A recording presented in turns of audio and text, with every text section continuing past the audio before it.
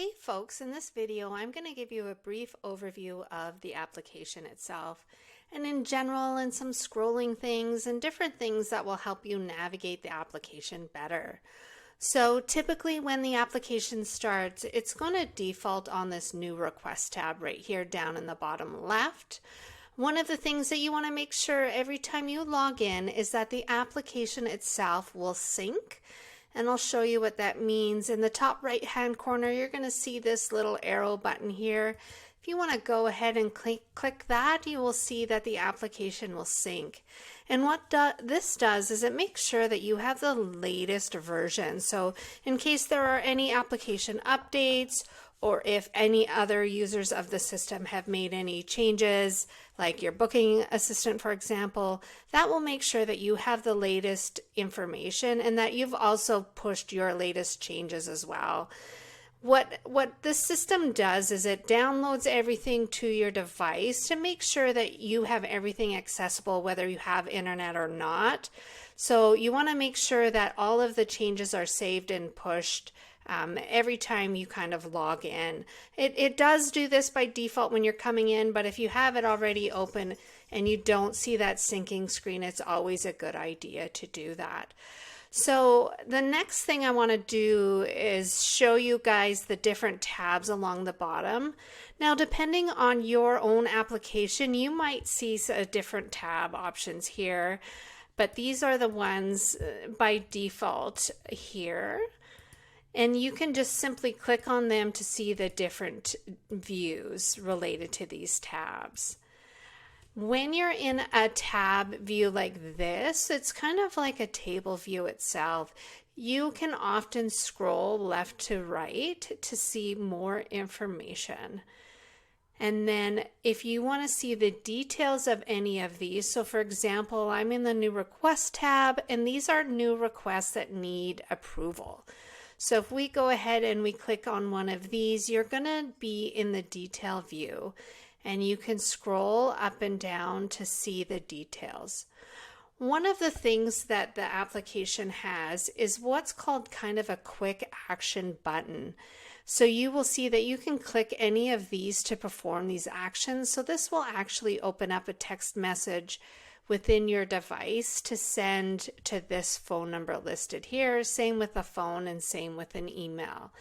So if you want to quickly send, a client a text message, this is an easy way to do that. Another thing with viewing images at the bottom is you can click either this little arrow here or you can click the text here to view the images. Same with any kind of Pinterest or photo link that they may have. Again, your system might be slightly different, but in general, most of them have kind of photos and, contact information for you to click on. The other thing that also you can do from this view is you can scroll between requests here by clicking left and right arrows here. So so that's just some general navigation here. If we go in the top left corner, you will see what's called kind of like a hamburger menu. If you click that, it will show you some different options within your application. And again, yours might be slightly different than this, but these are generally what you will see in most applications. So just a reminder that those will have extra views for you to look at. If we come here to your calendar view, this might be the view that you're in the most if you're an artist. So there are a couple of different types of calendars or calendar items you can view. So right now by default, you're in the month view. You can see the different views up top. If we decide to go click on one to view an actual appointment, it drills down to the day view. But if we want to go back to today, you can click that today button and it'll take you back to the current day. Let's go back to the month view and go back here. These are two different appointments in the system. One is basically called, I would say a placeholder appointment where it's minimal information and there isn't a client or a tattoo request or an appointment request tied to it. It's simply an appointment with details. So it might be if you're off that day, if you have another appointment or whatnot, that's what you would use this for. There are different kinds of statuses for appointments like that, just for different color coding. One might be shop level, one might be personal appointment, assistant level, a placeholder appointment, and whatnot. But for now, just know that there'll be different color coding for different types of appointments. Right now, this is an appointment record that has a client and has a tattoo request attached to it. If you click that, you can click this little arrow next to any kind of client view and drill back up to the top and see the client record itself. So that will have the client contact information. It will show their appointment history if they're on the wait list. And then if this is a shop app, it will show you all of the artists that client has submitted a request for.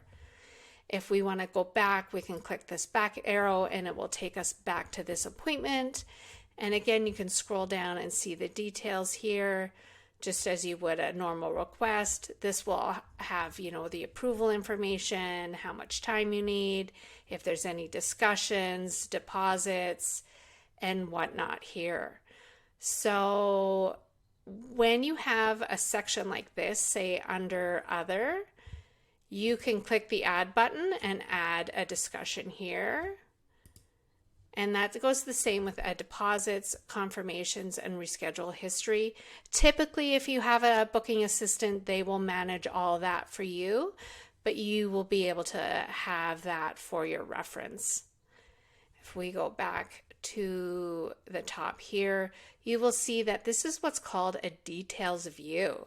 So you will notice that you aren't able to edit every field here, but then you have fields that have a little box around. So these are fields that are called like a quick edit field, and you can go ahead and directly enter in info here, like, waiting on photos or whatnot. And then once you click out of it, it automatically will save it to the record. And so usually I set fields that, are quickly accessible, that you might change often, so that you don't have to go into the edit view to do that. To access the edit view, down at the bottom right, you're going to see this edit button here. So now you are able to edit all of the fields for that request. And you can scroll down and see all the details. And typically an edit view is tabbed. If you are on a phone or an iPhone or an iPad or computer, the views might be a little different, but here you can generally scroll along the top to see all the different information. You can either go to the next tab by clicking that arrow or down here at the bottom. You can cancel out to not save any changes and come back to this view. And yes, that's just to give you a general overview of the different kind of body items of the application itself. Feel free to reach out if you have any questions. Thank you so much.